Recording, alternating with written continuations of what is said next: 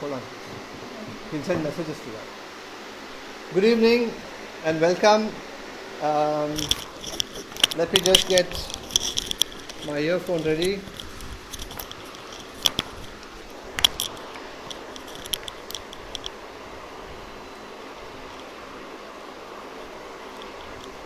Sorry about this.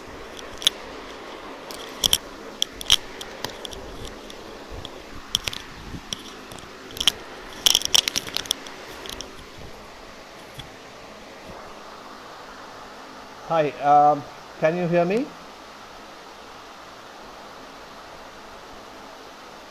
Shall I get going? Right, okay. Now, my name is, I'm Dr. Subhash Rao. I'm a physician in Chennai. Good evening. And I am a general physician at the moment. But although I spent quite a bit of time doing intensive care medicine until a few years ago. I'd like to thank Zebronics and Mr. Rajesh Doshi for giving me a chance to talk to you about coronavirus. And I'm quite keen to spread information, hopefully the right information, to people who are interested and who want to know a little bit more about coronavirus and what they can do to protect themselves from the infection. So what I'm going to do is I'm going to talk a while for about 15 to 20 minutes about the coronavirus, about the infection it causes, about the disease it causes, and then what you can do to prevent it, and then we'll have a question and answer session. Hopefully, I can answer the give you answers to the questions that you have, and clarify some of the doubts you have. So I do have, at the moment, I have 2 patients of coronavirus admitted under me in the hospital where I consult. So it is something that we are seeing, not much of it, but we are seeing, we are expecting to see a lot more in the next few months. So what is the coronavirus? Coronavirus is a kind of virus. It's an RNA virus.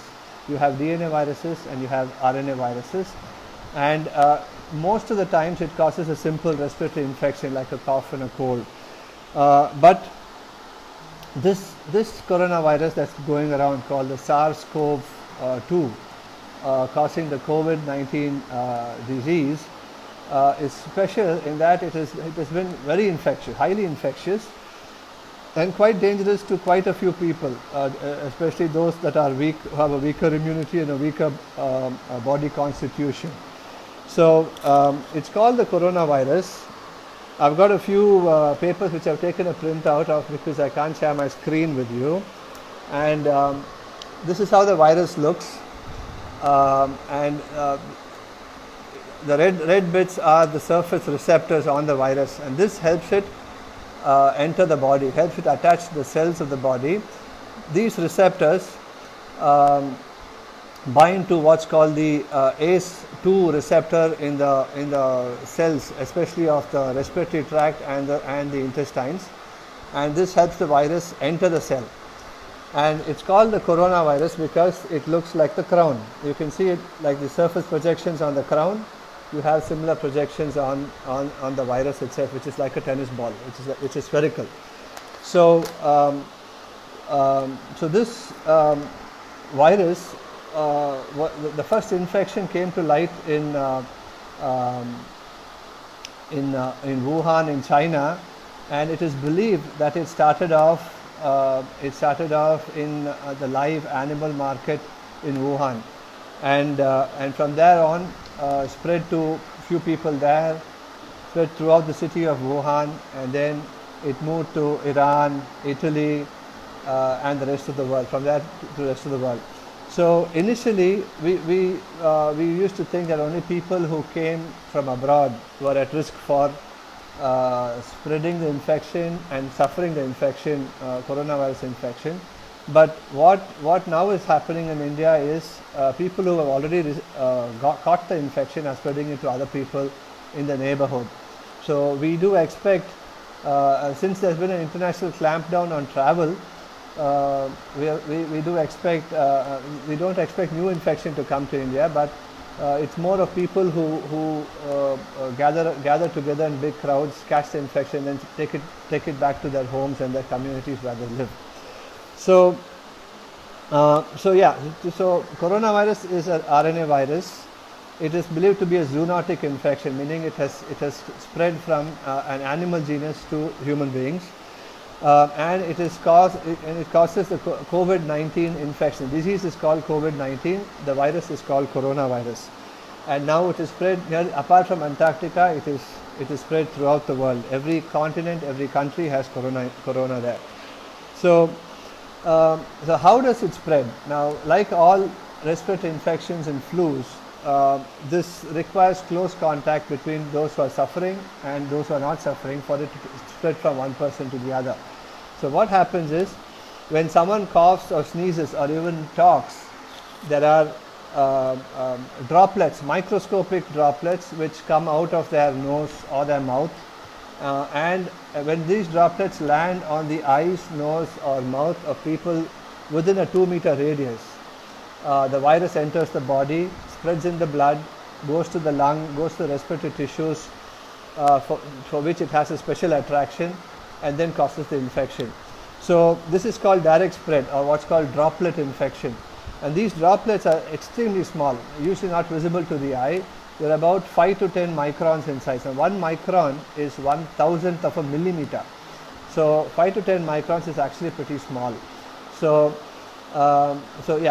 they can spread if they directly land on your eye, nose or mouth, and this can only happen if you are very, very close to people and you are there close to them for a prolonged period of time, which we believe is about 15 minutes is kind of the time people think if you spend with somebody, you could catch something from them. And the second way of catching this infection is what's called fomites. Fomites are basically all surfaces on which these droplets land. It could be the table, it could be the chair, it could be the door handle, it could be the switch. So you touch your mouth and then touch the switch, or rub your eyes, touch the switch. You are transmitting the viruses to fomites. And on fomites, these viruses in the droplets can survive for up to 3 days. Therefore, if your house is not microscopically clean, which is what we will come to, if you have a habit of, for example, not washing your hands when you touch your nose or your eyes or your mouth, you have people they just put their finger into their mouth to remove food that is stuck to their teeth. There are people who absent-mindedly pick their nose, and there are people who rub their eyes. So all these, if you do, you have to do it after you wash, and if you don't, you spread the infection to yourself. So one, it comes by coughing and what we call unhygienic cough practices. If someone coughs, he just coughs like that in front, spreading millions of droplets in front.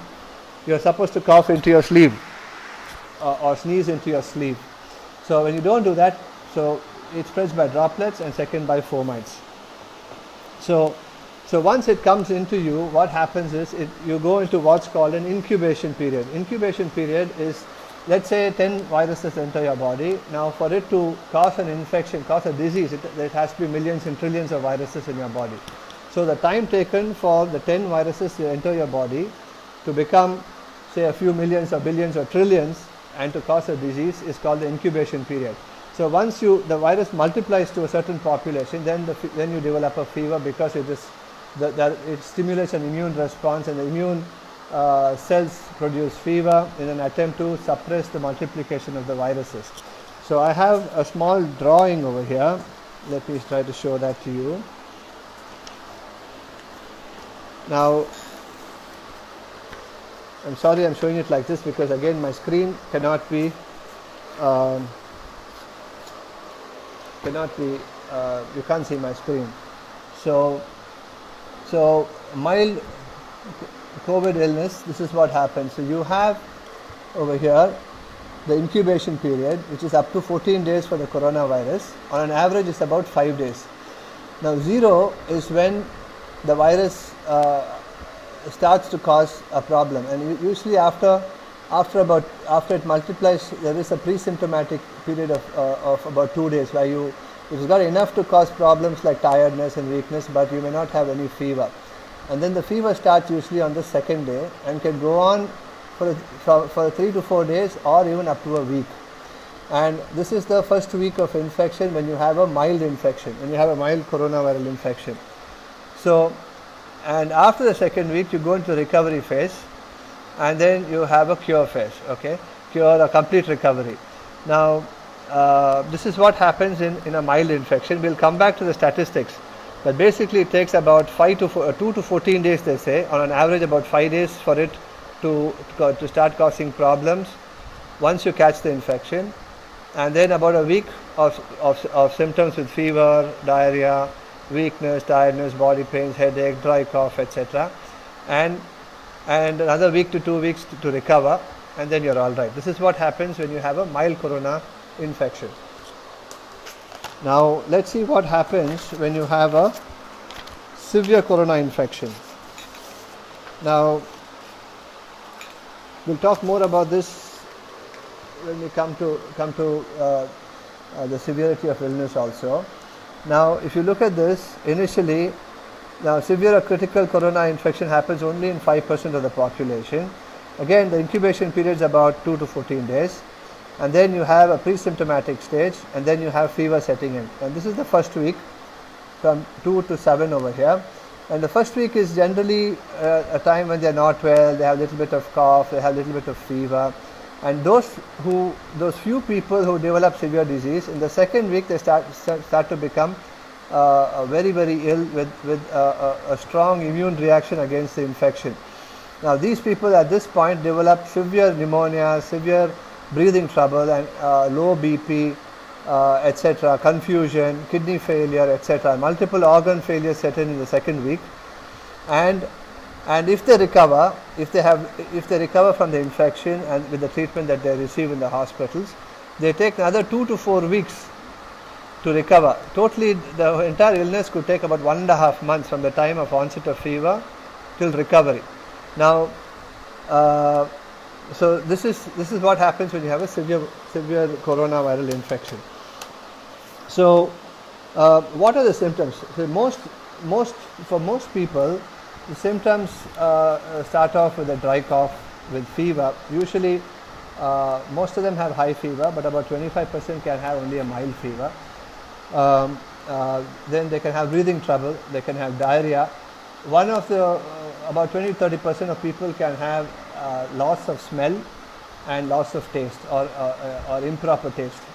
So these are common. Headache, sore throat, dry cough are also things that can happen. So if you look, we'll come back now.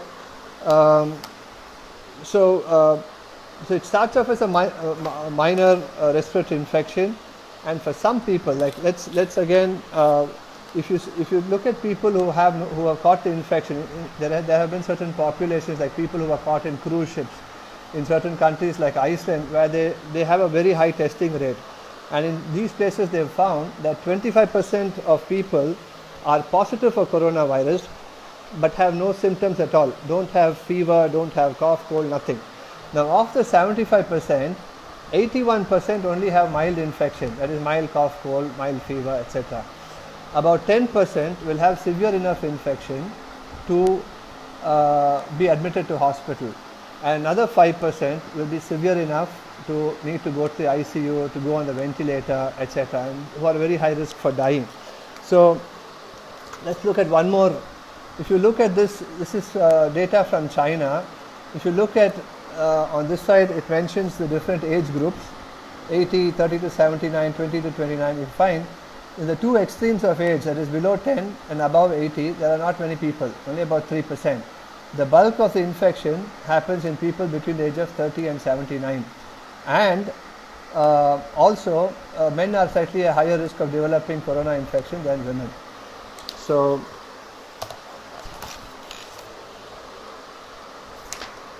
now if you look at this slide, the overall mortality, case fatality, that is number of people who catch the infection, number of people who die, is only 2.3. Out of 100 people, only 2.3 people would die.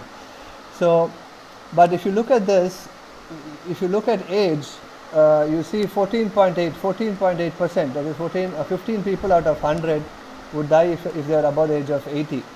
And it drops quite a bit in people who are 10 years younger, only 8%. And as you go down the age groups, in the 50s only 1.3, people in the 40s is 0.4, and 10 to 39 is only 0.2. So if you look at the Chinese statistics, age has a considerable bearing in the risk of dying from coronavirus. If you're above 80 years, 1 in 6, 1 in 7 people could die. But if you're in your 40s and 50s, like the majority of Indians, then a very small percent, only 1 in 100, 1 to 2 in 100 could possibly die.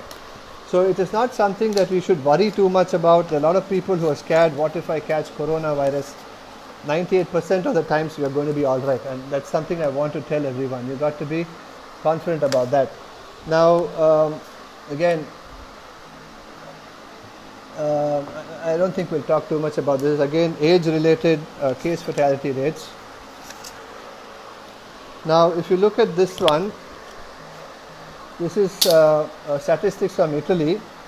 You look at the age group 0 to 18, they're very small, only 1 to 2%. If you look at 19 to 50, there is only about 24%. So only above the age of 50 to 70 it is 37, and above 70 it is again 37. So majority of the disease happens in people, severe diseases happens in people above the age of 50, and the median age is 64 for having significant corona infection. So one thing I want to tell is, don't worry for your children, don't worry for the school going kids, don't worry for the college going kids. We need to be concerned about the elderly in our homes. Now if you look at again, if you look at this, I'll go through this very quickly. 80% have non-severe disease in China. 15% are non-critical. They need to be in hospital, but they are not at risk of dying. And 5% have critical disease who go on the ventilator, of whom 40 to 60% die. That means only if you go on a ventilator, you have a 50% chance of only 1 in 2 would survive.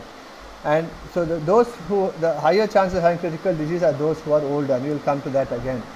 Similarly, in Italy also, only 5% of those develop critical illness.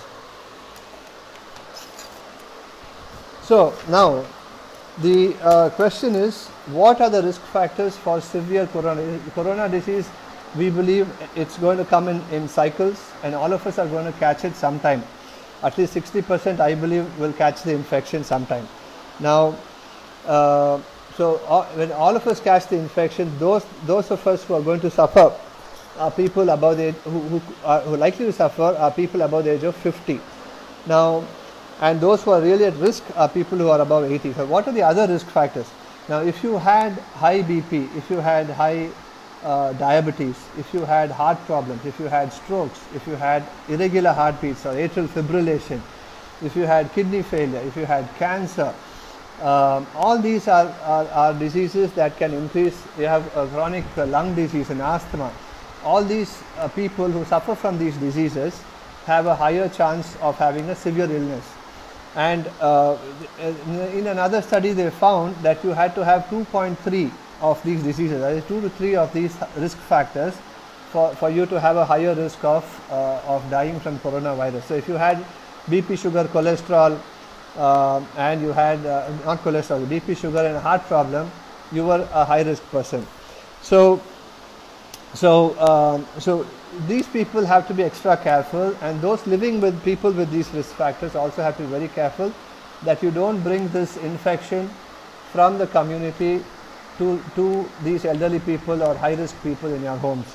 So I have one patient recently admitted who was working in a bank.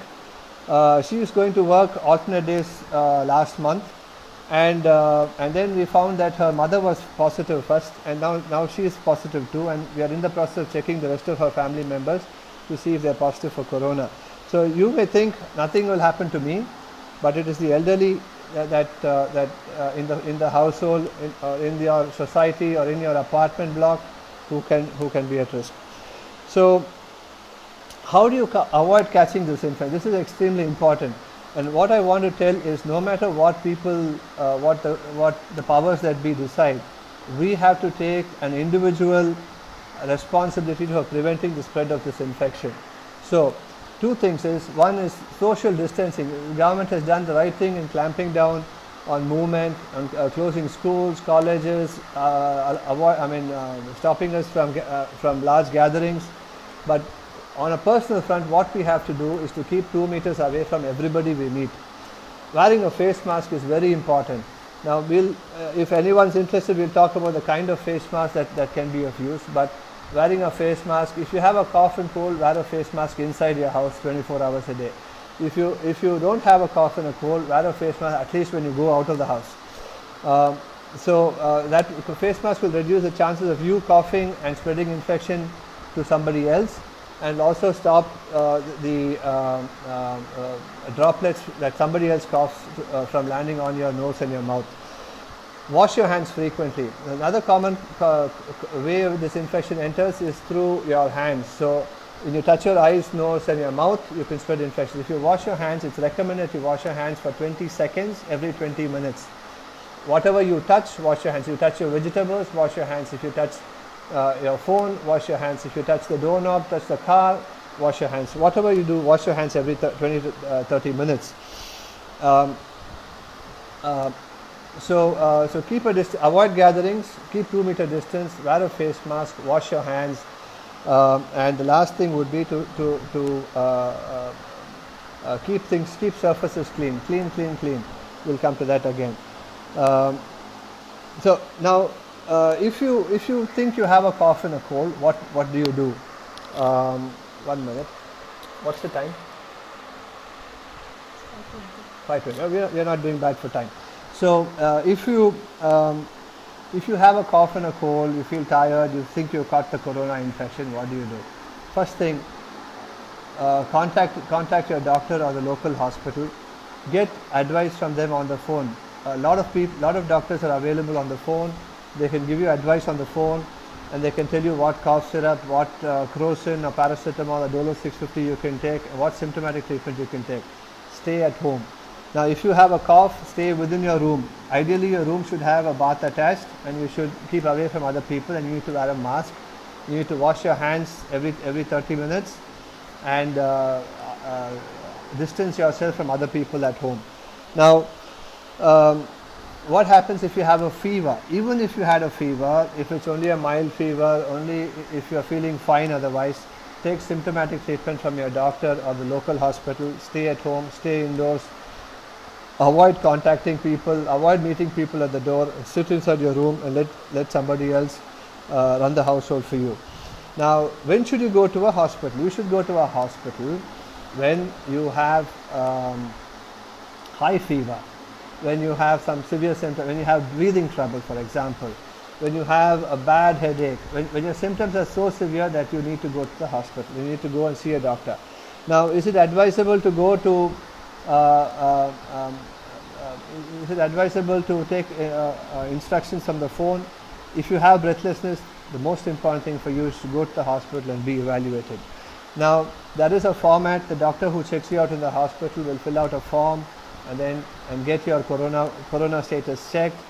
You will get a few other tests done to see if there's any other cause for your fever. You will need x-rays and a variety of blood tests to be done. It is essential that we get them done because we need to know if you have the coronavirus or not, and it's very difficult. I've had some patients saying, I won't have coronavirus, I have not met anybody, I have not gone out anywhere, I have not seen anybody, I don't have high fever, it's only a mild fever. So you cannot say that thinking you won't have coronavirus can come in any way. It can come as just tiredness and diarrhea, it can come with just a running nose, it can come with just a dry cough, it may just come with a mild fever, mild body pain, or it can come as a severe problem with breathing trouble, giddiness, and fainting and all of that. So if you feel you are not well enough and you should go to see a doctor, go to the hospital. If you feel it's only mild thing, your symptoms are mild and you can stay at home, take advice from your doctor and take the medicines. Now, when you go to a hospital, you could be admitted either because your oxygen levels are low, or because you have a fever which is high, or because your coronavirus test, your COVID-19 test comes positive. Your PCR test, they will do a nasal swab, nasal and a throat swab, and if they find viral particles on that, on what's called PCR, polymerase chain reaction testing, they might advise admission for isolation and of course treatment. So, let me see, can I have my phone please?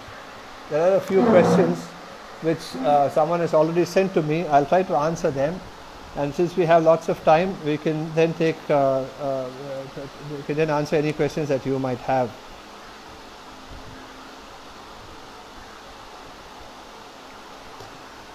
Right, now safety precautions while going out. What are the safety precautions you should take when you go out? We've already spoken about this, but let's answer each of these questions. First thing, don't go out. Now, the government has classified our areas into red, yellow and green. Now, that is a good thing for the government to do, to identify which are the areas where you're going to have lots of people coming from. So they can, when someone comes with a fever, they can tell if this is likely to be coronavirus based on where he's coming from. Now, for me, that is not, as an individual, that's not useful for me. What I'm going to do and what I would recommend you do is, no matter what, you avoid gatherings. Don't go out if you don't have to go out. Don't go meet people and talk to people if you don't have to do that. If you have to talk to people, keep 2 to 3 meter distance from them and talk to them. Wear a mask every time you go out of the house. Wash your hands before going. Before going out. After coming back home, if you touch anything, for example, if I do my vegetable shopping, I wash my hands as soon as I come home. If I go out of the house and come, I have a bath immediately. So you need to bathe at least twice a day, and every time you go out and come back home, you need to bathe. So you wear a mask if you cough into your sleep, and stay away from people who are coughing, sneezing, who are not wearing masks. Those are the people who might not have the civic sense to look after themselves.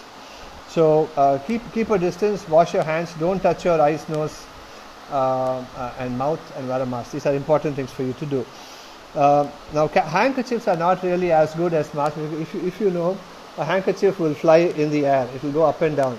So it neither protects you from the droplets falling on you, nor would it protect someone next to you. So you need to have, you get pretty good cloth mask. Can I ask you to bring my cloth mask from the cupboard? Cloth mask, so you get ready-made stitched cloth mask for 10 to 15 rupees. That is the least you can do. You can tie it so it covers your nose and your mouth. You can wear a double cloth mask, a triple cloth mask. You can wear a handkerchief on top of the cloth mask, but you need something that will cover and filter the air that goes in and out. Cloth mask can be washed every day, no problem. You use it. It is not. It's not a good filter against the virus and the droplets if it is wet. So cloth mask would need to be changed, or you need to wear double, triple layer cloth mask. You don't need to wear gloves when you go out. I've seen a lot of policemen wearing what looks like cotton or woolen gloves in Chennai. Maybe it's cotton gloves. You need to wear gloves which will not let the virus or secretions or anything penetrate, and only cotton gloves can do that. And if you wear cotton gloves, it needs to be changed every so often. I don't think it's of use. The most important thing is not to touch your face wearing gloves. And the second thing is, if you're going to wear gloves, rubber gloves, non-porous rubber gloves are what you should wear. And the gloves have to be changed every time. Gloves need to be removed as soon as you come back home. If you wanted to go out shopping, when you come back home, it has to be removed. If they are washable gloves, they can be washed and reused with soap and water and dried. Have or not have. Now it's very difficult to know who has got. Now the one question is, how does one know if they have or don't have? How do you know if you have coronavirus or not? You don't. So you treat every infection, as a doctor I treat every infection as a suspected corona case in this season. You will look at every infection that you may have as a possible corona infection, but you can take advice from the doctor by phone for what you should do to control your symptoms. And if you feel you're very unwell, you need to go to the hospital and get yourself checked up. So there is no easy way to know, but these symptoms are common with corona. One is the fever, although 25% may not have fever, dry cough, extreme tiredness, breathlessness, diarrhea, loss of smell, loss of taste, and what else? And body pains, headache, and other things. Now, if you get newspapers, you don't need to wash your newspapers. You can use your newspapers, but wash your hands after reading the paper. Milk packets can be washed with soap and water, no problems. Groceries can be washed with water and dried. In my house, we use soda in the water in which we clean the vegetables, and then we dry them out, and then before we put them into the fridge. So now that's not recommended by any scientific body. Is what we do. There are some people, I think abroad you get vegetable detergents for vegetables and fruits, which I'm not sure we have in India, and nobody is recommending that we use soap to clean vegetables just now. Now, another important thing I've seen people very energetically going for a walk or a jog in the morning with somebody by their side. Now, while going out in the open is pretty good. Doing exercise regularly is very good. It is not good to be walking side by side with somebody without maintaining distance, even if that person seems to be healthy. Not only are you at risk for catching an infection, it also sends a wrong message to people in the community who are looking at you, and it thinks, who will say that if that person doesn't need to practice social distancing, neither do I. I think this is just scaremongering by some people, so I will not do that. So I think everyone, if you go for a walk with a friend, make sure you are 3 to 5 meters away from him. You can talk aloud, you can have a good time doing your exercise together, but don't walk side by side or touching each other. Another important thing for us not to do is to shake hands, not to give high five to each other, and not to hug our friends when we meet them. That's extremely important. Keeping distance is extremely important. Having even small parties at home. It could be your anniversary, your birthday, and you've called a few people from the surrounding homes to come for a party. That also isn't a good idea. So if you can't exercise, go out to exercise for whatever reason, you can exercise indoors. Skipping, there are a variety of people, there are people who can give you online classes for exercises, aerobics, etc. You can climb up the stairs. If you live in a tall apartment building, you can climb up the stairs as exercise. So you can do, there's so many things you can do. I think there's no need for you to, there's no compulsion for you to go out of the house to exercise. So I think I have answered the questions from this gentleman, and I should start taking questions from the audience. Now, how do I get that? What kind of precaution a diabetic and high BP person should take? Right. Good question, Manisha ji. So, Manish ji, so what we will do is, see, the first thing is to understand, are you at higher risk for developing coronavirus or not? Are you a low risk person or high risk? Now, I told you people who have a higher risk is people above the age of 50, especially those above the age of 70. So, one is age, two is diabetes, high BP, heart trouble, irregular heartbeats, strokes, lung disease including asthma, liver disease, cancer, etc. And people whose immunity is low because they are on steroids. Now, if you have any of these risk factors, things that you should do is, one is not to travel out if at all. Don't travel out of your house. Stock up enough provisions for your needs, for your home needs, for your family's needs. Wear a mask if you're going out. Wash your hands frequently, and look up and keep your house spick and span. In your house you could use Lysol for the floor or phenol for the floor, and you do get surface disinfectants which you can use. There's a way of preparing using bleaching powder to make a solution which can be used to clean and sterilize surfaces like tables, chairs, windows, door handles, etc. So keep your house very, very clean. Stay indoors. Don't go out. Don't meet people, and do everything. And wear a mask. Wash your hands and stay safe. What kind of food is advisable for increasing immunity? Right. Okay. Now.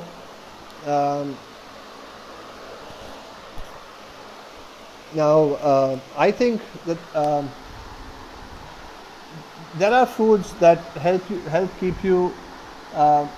If you look at most doctors, they will say eat a good, well-balanced diet with lots of fruits and vegetables. Now, even if you don't have corona, even if it is not the corona season, the World Health Organization advises that you should take about 8 helpings of fruits and vegetables per day. That's nearly 800 grams. 800 grams is nearly a kilogram of fruits and vegetables per adult per day.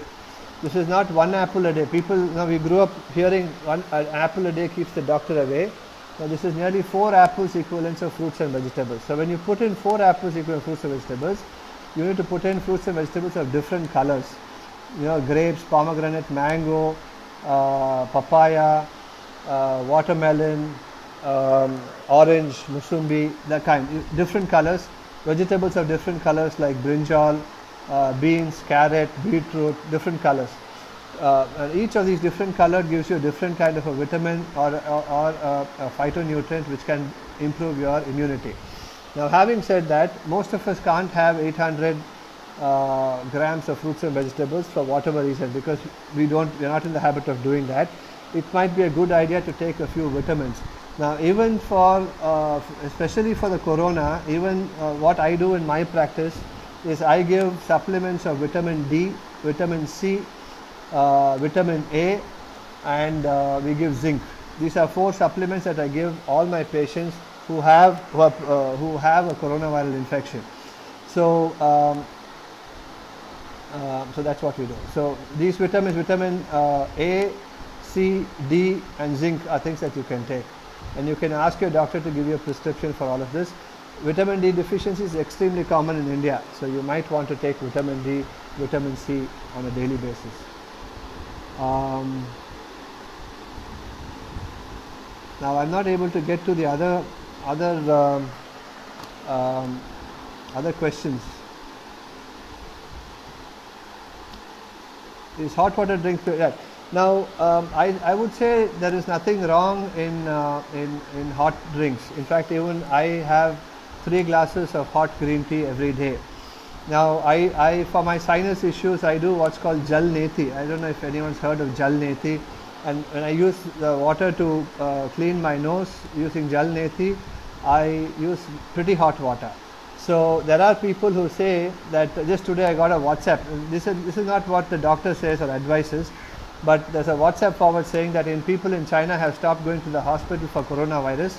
They sit at home, they blow hot air with a hair dryer, blow hot air into their faces and nose, drink hot water, and the coronavirus is gone in 4 days. Now I don't know if it is right or wrong, but there's no harm in doing that. So hot water, hot drinks can't be bad for you, can be good for you only. Yes, coronavirus, Mr. Gautam, yes, coronavirus is transmitted through the air, through droplets. When someone coughs or sneezes, millions of droplets come out of the person's mouth and nose, and this, when it lands directly on your eye, nose or mouth, or into your hand, and when you touch your eye, nose and mouth, it gets into your body.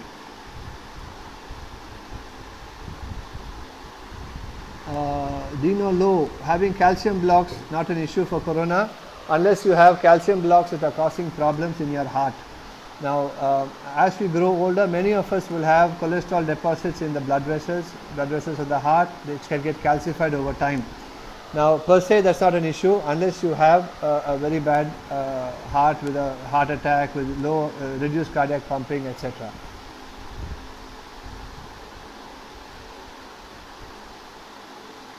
Sorry, I missed out. A lot of questions were coming when I was talking, and I don't know how to get to those questions. Let's see if I can. No. Do we have any more questions?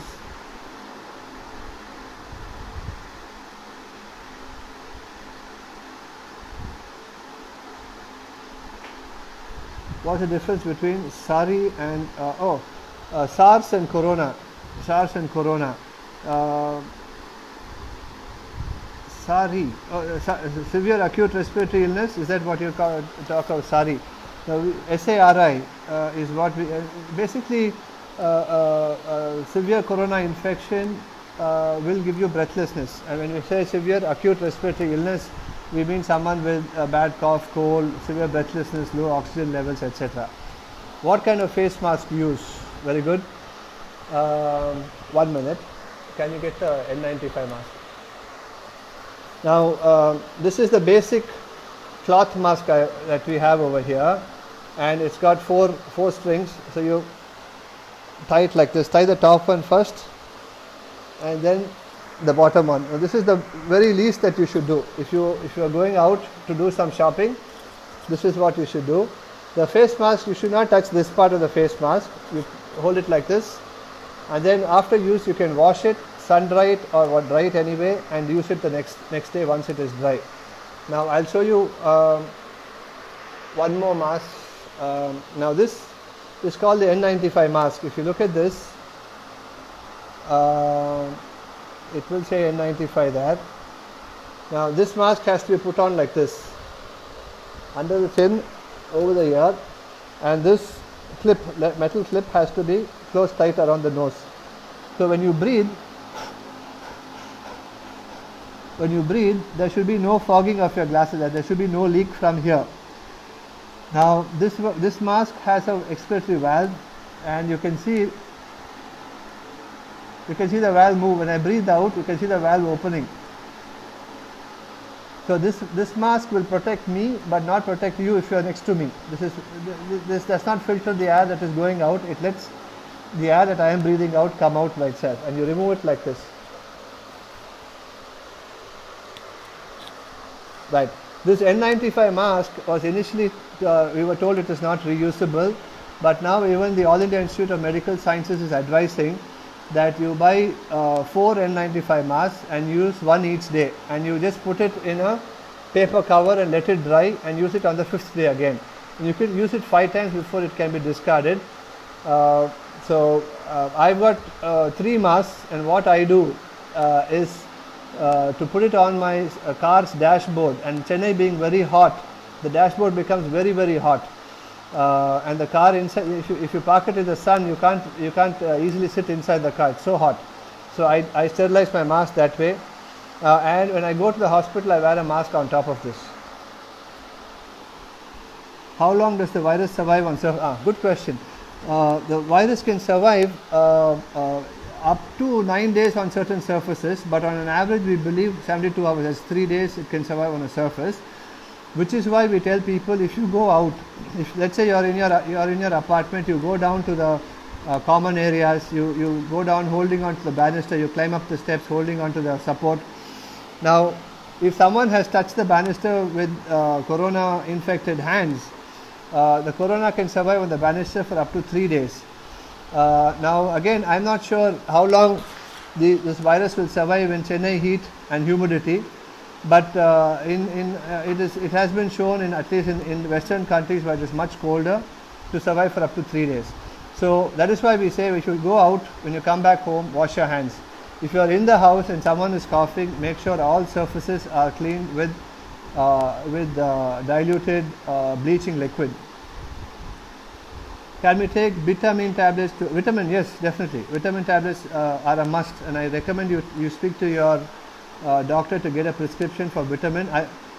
I recommend vitamin A, C, D, and zinc as something you can take to improve immunity, specifically against the coronavirus.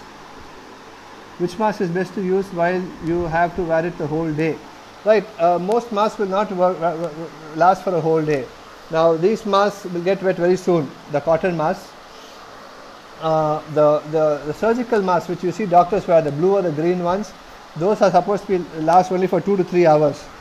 The N95 mask for up to 8 hours. So for a whole day, maybe N95 would be the best. But they are expensive, they're not easy to get, and you need to buy four and then use it in rotation. Can we do ironing of this mask? Of the N95, no. Of the cloth mask, definitely. Why not? I think sun drying them in the summer would be a good idea. Although it's not recommend. People just say let it dry and the virus will die along with it. I sun dry my masks.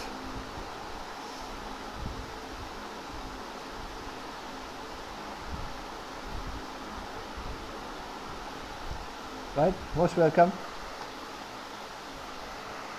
What time is it now? We've got another 15 minutes. Anything I can tell about treatment of coronavirus, about preventive medicines for prevention of coronaviruses? How can one distinguish asthmatic breathing issue versus corona breathing difficulty? Usually asthmatic person has an inhaler in hand, so how can one distinguish? Well, it's difficult. For a doctor it's not difficult because when you listen to with a stethoscope to a person with corona, you may hear some crepitations. Crepitations are like bubbling. If you take a straw and bubble it through water, you hear the noises. Whereas an asthmatic would have wheezing. The whistling sound will be heard when you listen with a stethoscope. So you can tell the difference.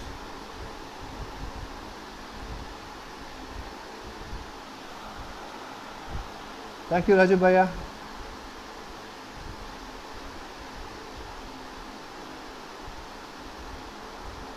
Ah, 2-year-old baby, which vitamins are recommended? Now I would not want to answer that question because I did not treat my children until they were 11 or 12 years old myself. I would take everything to the pediatrician.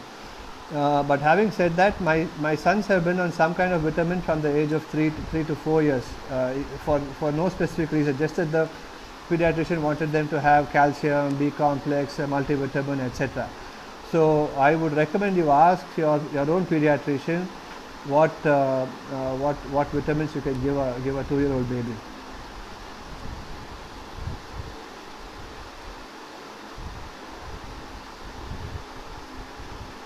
Which vitamins we need for a healthy immune system? We can take special vitamin. Yeah, definitely. You see, if I were to recommend, there's a vitamin called Supradyn, Supradyn. Now, again, I can't give you a prescription, but you can ask your doctor for it. It's a multivitamin with quite a high dose of vitamin A. So adults can take one of that. You can take a tablet of vitamin C called Limcee, Limcee, which is 500 milligrams, one tablet a day. And vitamin D, you get a variety of preparations of vitamin D. You can take your weekly supplements once a week, one tablet of vitamin D once a week for about 8 to 12 weeks. But best to ask your own doctor which vitamins you should take. Welcome.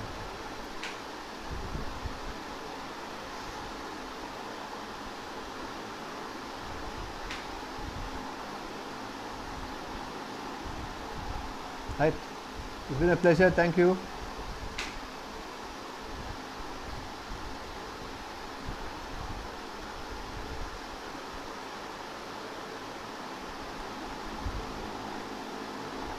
I do have a blog called doctorblogs.com. I have written one article on coronavirus which you may find quite useful. I am in the process of publishing the second one and a third one. So the first one is all about the corona pandemic, what you should do to prevent it.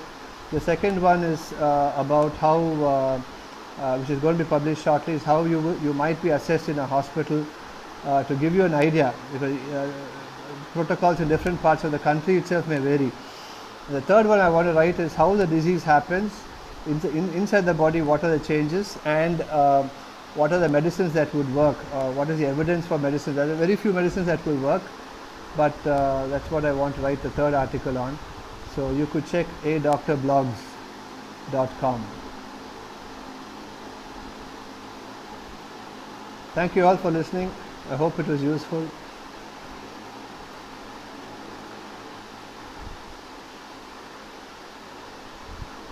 Thank you.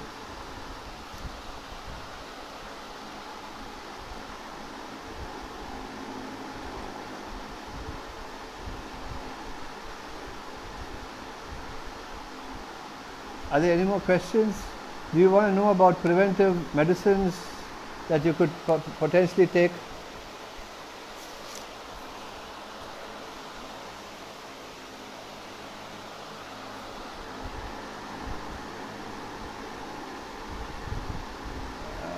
Citrus fruits, I mean, if citrus fruits give you worsen your acidity, then you might want to avoid it, but then you might want to take a vitamin C supplement. What you can't take, you can always take as a tablet. So I think one is to ask your own doctor what vitamins you should take, and I've told you the 3 or 4 tablets that I recommend most people to take, and there's no harm in taking all vitamins daily for the next 2 to 3 months to boost your immunity and keep you in the best possible health. No harm at all.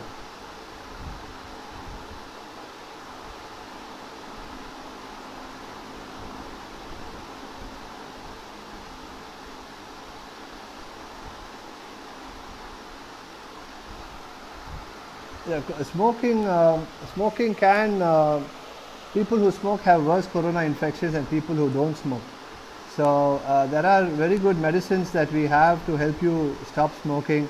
Apart from nicotine replacement therapy, you can, the same medicine that's there in cigarette smoke can be given as a tablet at lowering doses slowly, so that we can get you off cigarette smoking. But it's possible. But more than anything else, more than tablets, you'll have to decide.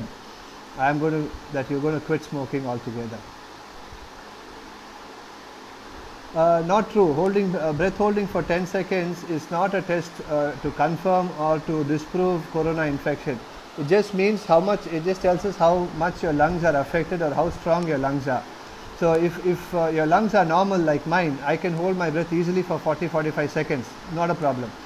That doesn't mean I don't have coronavirus. But if I had a corona infection, and I was not able to hold my breath for 10 seconds, that might mean a problem. But then there are a lot of old people who can't hold their breath for 10 seconds. So it is not a very sensitive test to tell you if you got corona infection or not. Mr. Vijay Bhaskar asked how many hours it will get spread with other personnel. Now, we have a way of classifying a contact with corona. So, coronavirus. Suppose you have a patient A who's got corona infection. Now, you are considered a strong risk of catching the infection if you are unprotected, meaning you're not wearing your spectacles, you're not wearing your goggles, you're not wearing your mask, not wearing gloves, and you go and you stay close to the patient for more than 15 minutes. So, that is why we keep telling people, you talk to people, but keep 2 to 3 meters away from them. Don't talk to them if they are coughing and sneezing. And wash your hands, don't touch your eyes, nose and mouth. And avoid crowds. Right, thank you all. And yeah, all the best. Stay safe and do what you have to do yourself, and think about your individual responsibility in keeping this infection under control. Take care. All the best. Bye.